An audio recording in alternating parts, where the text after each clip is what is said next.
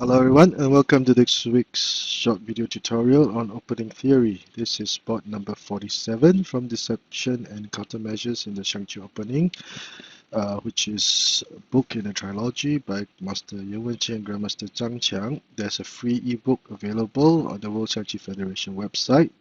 This will be part 47 and it will also deal with the central cannon versus sandwich horse defense opening system, one of the variations inside the opening system. So without further ado, let us start the board. Central cannon. And in this variation, red would choose to advance his pawn on the 7th file very early in the game. This would signal that he will be prepared to develop his left horse as a proper horse, and this will be done at the expense of not developing his right flank. So this would be the position of discussion for this board. Now, for beginners, the main purpose of playing c8 equals to 6 was that black would threaten red to play c6 plus 5 for a skewer. So since black had already played c8 equals to 6, shouldn't red be afraid of the skewer? Now this would be the position of discussion, and there are indeed traps that are available in this situation. So there are three variations that are discussed. First would be c6 plus 5, where black would indeed go for the skewer. The second would be p7 plus 1, whereby black would try to develop his left flank. And the last and recommended variation would be for black to play h8 plus 7. In the first variation, of course, the first issue at hand would be to discuss red playing c6 plus 5 to go for the skewer. So how should it would appear that red would lose material at this point in time. So how should red react? This would be a continuation of red's attack. By developing the carrot in this manner, black would threaten the black cannon. So this would be the correct chariot to move. It would be a mistake to play r9 plus 2, because after capturing the horse, the black cannon will still be threatening the chariot, forcing the cannon away. And after trading material, black would advance his horse to threaten the red cannon again. And at this point in time, although red would have a headhunter cannon available attacking the central file, there will be no other pieces available that can help it to attack. On the other hand, black would have developed 1, 2, 3, 4 of his major pieces by the 8th ply and be prepared to launch an immediate counter attack. Black would have a nice position going on, and there are many tactical options or combinations where he can choose from. So black would have a very playable game, and red, although he had gained a headhunter cannon, would be thrust in a predicament. So that is why r9 plus 2 is not advised. Instead, r1 plus 2 would be the recommended move, whereby red would immediately sacrifice material so early in the game.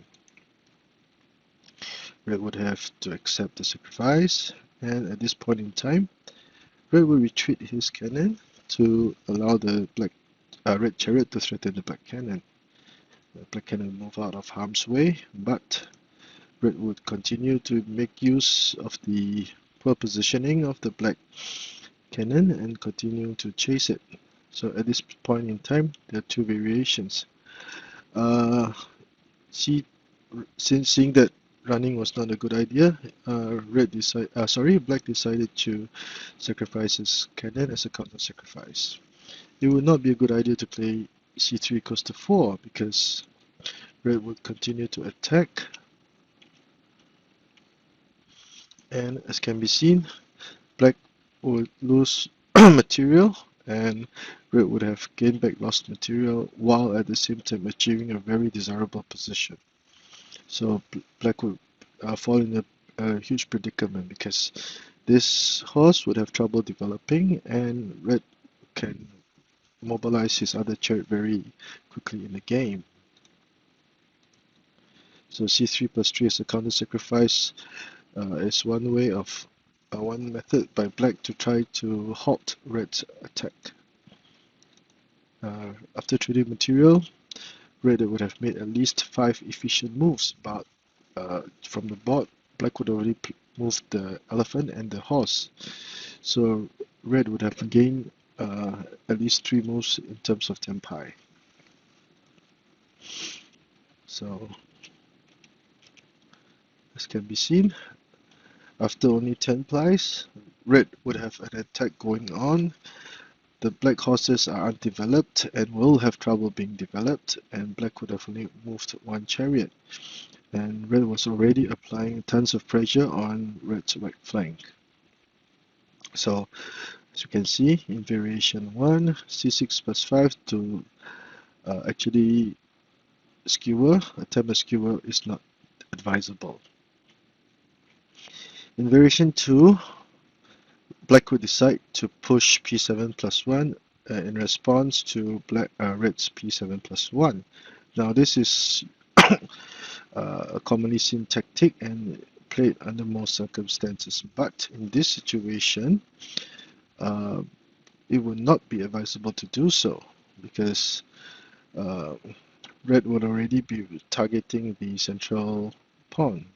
So red would play h7 plus 6, which would be the perfect time to do so. And black's central file was very fragile. There was only 1 horse protecting it. Black would try to consolidate his central file. Red would continue to develop his right flank. And as can be seen, by this time, red would have managed to develop his right chariot before black can do so. And all his pieces were very active and threatening. Red has further increased his initiative in this game. Black would try to develop his chariot as a kingside chariot after moving the advisor, but red would have none of it and play c equals to 6 to deny black this opportunity. This is one method or one tactical combination whereby black would try to continue to develop his chariot as a kingside chariot, whereby it could be more efficient.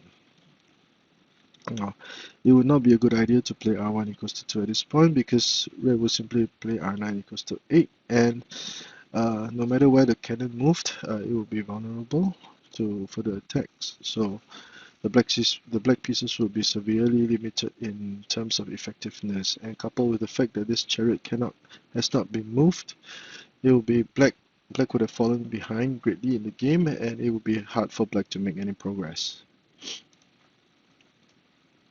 So hc2 plus 3 is an attempt to gain back some initiative, but red would have none of it and simply capture the central pawn. It would not be a good idea to play h6 plus 7 at this point in time, although the red horse would not be threatening the cannon because black would have none of it and play r1 equals to 4 as planned.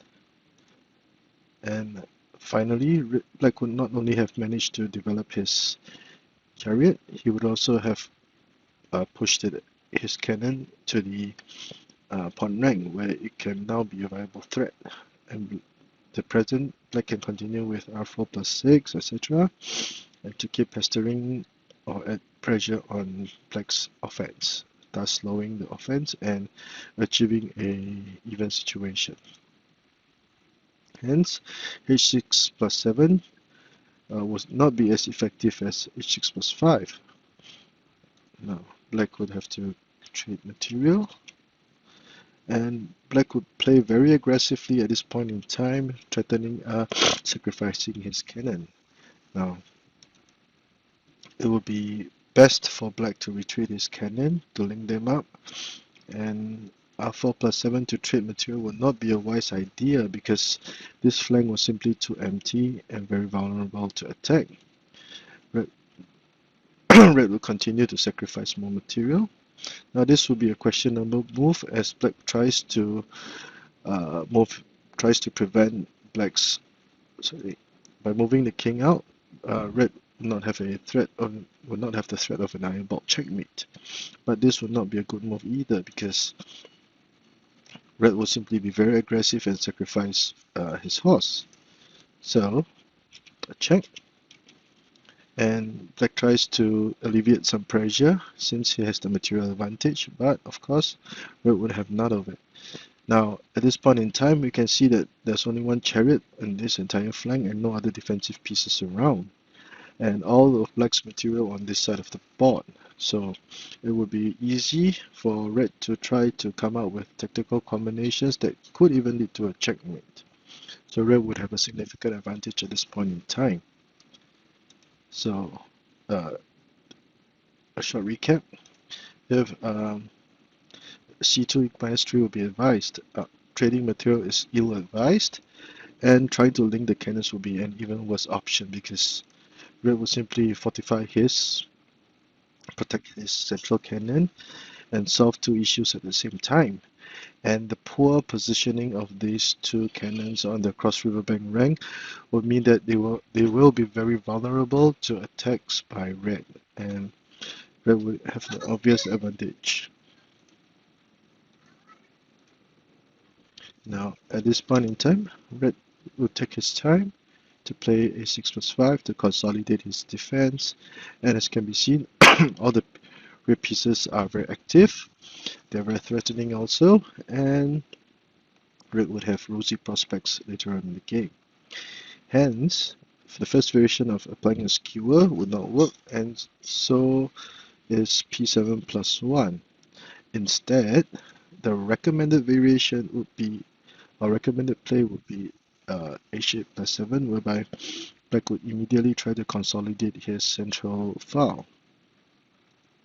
Now, if red tried to attack the central pawn as planned, black would first move an advisor,